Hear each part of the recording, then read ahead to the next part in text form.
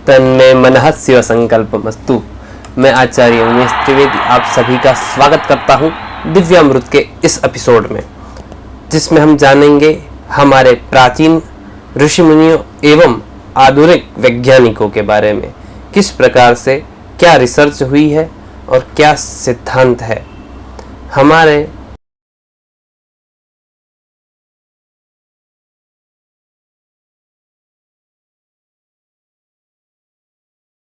जब एक मनोवैज्ञानिक है पावलोव, जो आपने सुना होगा, उनका बहुत मनोविज्ञान में योगदान रहा है। वह पहले डॉक्टर थे, तो वह एक पाचन क्रिया के लिए रिसर्च कर रहे थे।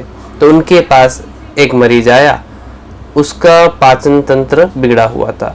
अनेक औषधि देने के बाद भी उनका पाचन तंत्र सही नहीं हो रहा था। तब उन्होंने उस पर रिसर्च करना शुरू किया, किस कारण से ये हो रहा है। तो उन्हें पता चला कि इसके मन में ऐसी भ्रांति हो चुकी है कि ये जो भोजन है वो मेरे लिए सुपाच्य नहीं है। अतः उसके दिमाग में वो थियरी बैठ चुकी थी। इसीलिए हमारे पूर्वज, हमारे बाप दादा ऐसे कहते थे कि जैसा अन्न वैसा मन। जिस प्रकार का अन्न रखोगे उसका प्रकार का मन होगा।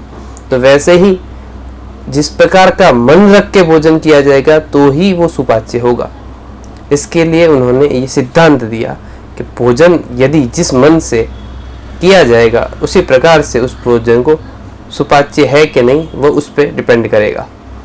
तो वैसे ही उसके लिए पावलोव को नोबेल पुरस्कार प्राप्त हुआ। और हम जब पाठशाला में पढ़ते थे तो वहाँ पे हम इसी सिद्धांत को नित्य बोलते थे श्लोक के माध्यम से। आपको वो श्लोक सुनाता हूँ।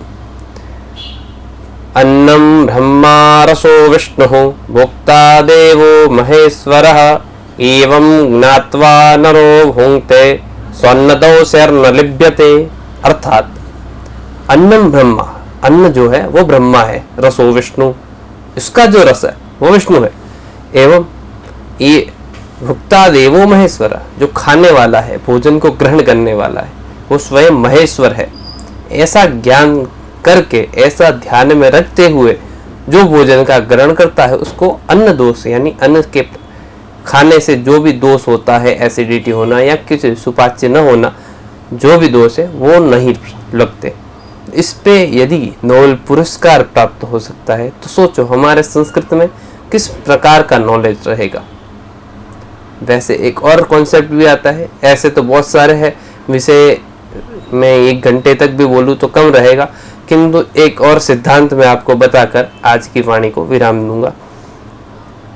संस्कृत जो लैंग्वेज है उसको एक बहुत ही ग्रामिकल, मतलब वैज्ञानिक भाषा कहा गया है। उसमें ग्रामर जो है भगवान पाणिनि ने इस प्रकार से रचा है, क्योंकि उनको भगवान कहना कोई बड़ी बात नहीं है, क्योंकि उन्होंने उस समय इस प्रकार का सिद्धांत दिया कि कैसे शब्दों की रचना होगी।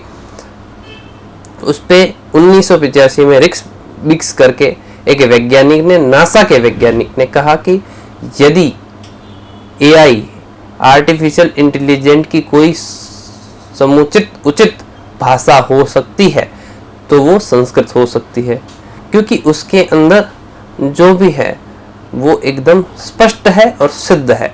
कोई शब्द जो है वो असिद्ध नहीं है, सभी शब्द जो है वो सिद्ध है। उसमें कोई भिन्नार्थक नहीं है, कोई ऐसा नहीं है कि जो शब्द को गलत हो सकता है।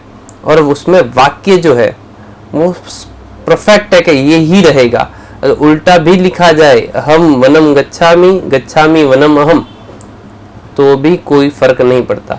और इसके कारण आर्टिफिशियल इंटेलिजेंट को समझने में वो सुलभ रहेगा। इसलिए संस्कृत का महत्व 1985 में वैज्ञानिकों ने ढूंढ लिया था। आज भी उस पर रिसर्च चल रही है, और जब भी एआई हमें देखने मिलेगा तो अवश्य ही संस्कृत के द्वारा मिले। ऐसा ज्ञान प्राप्त करने के लिए हमारे साथ जुड़े रहे, लाइक करें, सब्सक्राइब करें और चैनल को जितना बने उतना शेयर करें, ताकि हमारे सभी सनातनियों तक, सभी विश्व के एक एक व्यक्ति तक हम ये ज्ञान प्रसारित कर सके और हमारे विज्ञान, हमारे वेद, हमारे पुराणों के विषय में हमारे उपनिषदों के विषय में सभी लोग जान सके। जय श्री राम, जय श्री कृष्ण।